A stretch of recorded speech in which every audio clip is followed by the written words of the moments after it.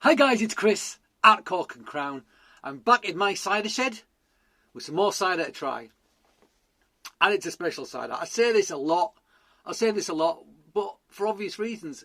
It's because I get to try all of these amazing things all the time. Like, I'm surrounded by brilliant ciders from brilliant cider makers. I mean, what are you going to do? So, what are you going to do? I get to try a lot of special stuff, but this is particularly special. First of all, it was a gift.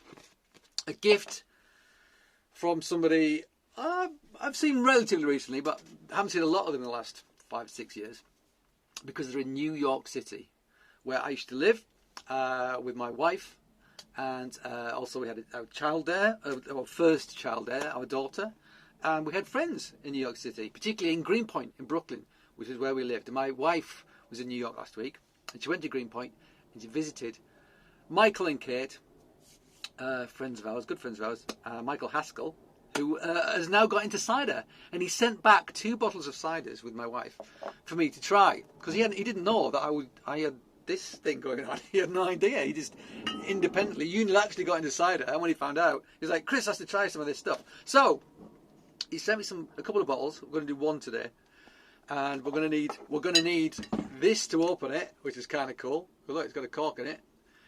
It's a 750ml bottle, $20 bottle, I just found out on the internet. So in the Catskills, in New York State, sort of upstate from New York itself, Scrumpy U cider. So Yarlington Gold. So as soon as I saw that, I thought, well, Yarlington, that suggests to me this has got Yarlington Mill in it, which is my favourite cider apple, traditional English cider apple from Somerset, South Somerset, the village of Yarlington, which is a sort of a suburb, if you like, of North Cadbury, which is where North Cadbury Court is, which is where Montgomery's cheddar is made, which is a place I'm very familiar with, because I used to go there all the time. In fact, I was there a couple of weeks ago at North Cadbury Court. And yeah, so this is it. So Scrumpy U cider, they're doing traditional stuff. I think they're using a wine yeast, although having scanned their website, I did notice a couple of them that used, I think they'd used a wild yeast. They're going in steel, but I think they're using a wine yeast for this one. It says Yarlington Gold is an equal parts blend of 2 prized cider apples. Yarlington Mills to put. So it's a slight typo, because actually it's Yarlington Mill, which is the mill, the founding tree, the original tree growing out of the wall of the mill. And Harry Masters propagated it. Nurseryman Harry Masters propagated it in Yarlington. And golden russet, which I know nothing about, but it's a russet, obviously. It's going to have a nice thick russety skin. So let's put some information on the screen about that when I find it. It is dry, it is still. Scrumpy U cider is an independently run farm cidery that grows and ferments a variety of European heirloom and modern cider apples in the foothills of the Catskill Mountains of Schoharie County, New York. 7.1%. So I got me artist straw, my shrew glass out for this one. It's a special drink, deserves a special glass. Let's open it. Let's open it and see what we got. So when I was living in New York, it was just starting to be a burgeoning thing, the American cider scene. Actually, Michael also sent me a book on American cider, which I'm going to read when I get around to it. But cider was the traditional drink of the New World, America, if you like. Because when the Pilgrim Fathers went over there, from like the eastern counties, Suffolk, Norfolk, etc., they weren't making wine when they got there. They weren't making beer when they got there. They were making cider. And Johnny Appleseed was a real person. He went across, the states planting orchards for people. I think it's been somewhat sanitised. Apparently the guy was a bit of a lunatic, quite aggressive. But he planted lots of apples for lots of people to enjoy. So this is the traditional beverage of the United States of America. So let's pour it out and have a look at it. So what we got? Well, we got nice colour. So Yarlington Mill is a bittersweet. So bitter refers to the tannic element.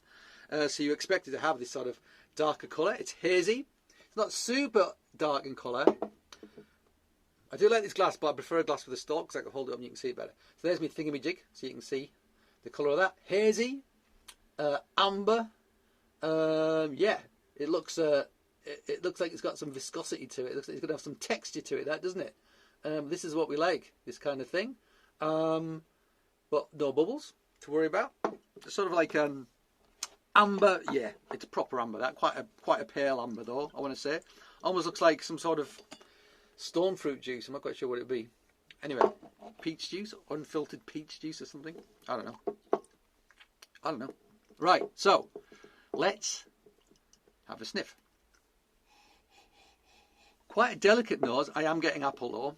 I'm getting almost like a dessert apple character straight off the bat. But it's subtle. I'm not getting a lot of that sweated apple character you get from often from the ciders that I drink. So sweated apples sounds horrible. You leave your apples to sit and soften and fully ripen before you press them. They sweat, and actually they'll give off a certain aromatics when they do that, and that's what I'm smelling. So my mum's got an apple tree. It gives off lots of apples. She puts them in baskets, sticks them in a shed. If you go into that shed after several weeks, the smell is of that kind of sweated apple thing, which is a great smell. Very nice indeed. It smells nice. Delicate. It smells like apple dessert sort of thing. Almost like apple pie, something like that. Let's have a taste. Oh, something's on the roof. Hope it's a cat. Could be a fox.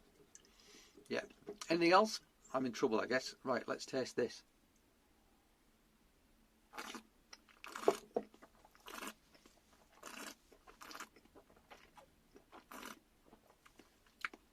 .50-50 split, and you can tell it's got some tannin, a little bit, not super tannic, but I don't know what Yarlington Mill planted in New York State is going to be like, because the stuff I get is from Somerset and Herefordshire. It's very distinct terroir, and you can use that word for cider because cider is wine. It's winemaking. It's not brewing. You're making wine when you make cider, okay? So the term terroir is totally applicable. So obviously if you plant an Yarlington Mill there, it's going to give you something slightly different to what you plant here. I don't know what those differences are. But this, you can tell it's got 50% actually russet in. There is a skin-like quality to it, actually. And it has got good texture on the palate. What I suspect from looking at it in the glass, it does. It's got great mouthfeel. I really like that.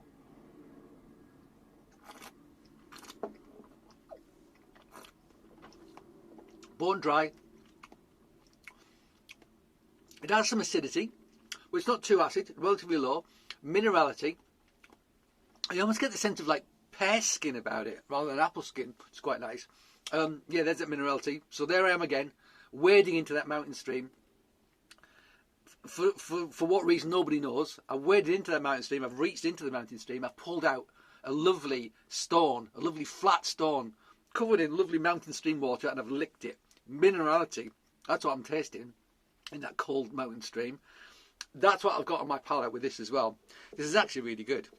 It's actually really good. So this is more. So I guess this is it's got a foot in two camps: eastern counties, so Kent, Suffolk, etc., and West Country, so Somerset, Dorset, Herefordshire, etc. So those are two distinct styles, and it's because it's got 50-50 blend of like an eating apple and a cider apple. It's literally got feet in both camps, but I think that russet has given great texture to this, and actually the freshness from that russet is really good. I'd love to. I think this has probably got a cultured yeast in it. I'd love to try this stuff with a wild yeast. I would really be interested to see what it tasted like. You know, let's go full terroir.